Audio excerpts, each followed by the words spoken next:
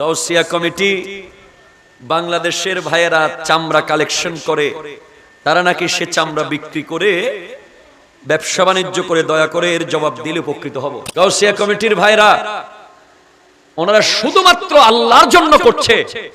তার জ্বলন্ত প্রমাণ হলো কোভিড-19 এর সময় যেখানে ডাক্তারদের পর্যন্ত করোনা হয়ে গেছে, গাউসিয়া কমিটির ভাইদের করোনা হয়নি। যেখানে সীতাকুণ্ডের বিএমডিপুর মধ্যে ফায়ার ফাইটাররা পর্যন্ত কেমিক্যালের আক্রান্ত হওয়ার ভয়ে ঢুকতে সাহস করে নাই, গাউসিয়া কমিটির ভাইয়েরা সেখানে ঢুকতে পেরেছে।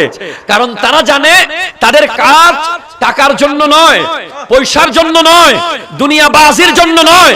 কারণ তারা জানে তাদেরকে কোনো সভাপতি কন্ট্রোল করছে না, তাদেরকে কোনো সেক্রেটারি কন্ট্রোল করছে না, তাদেরকে সিসি ক্যামেরা দিয়ে সরাসরি বেলায়েতের সিসি ক্যামেরা দিয়ে কন্ট্রোল করছে।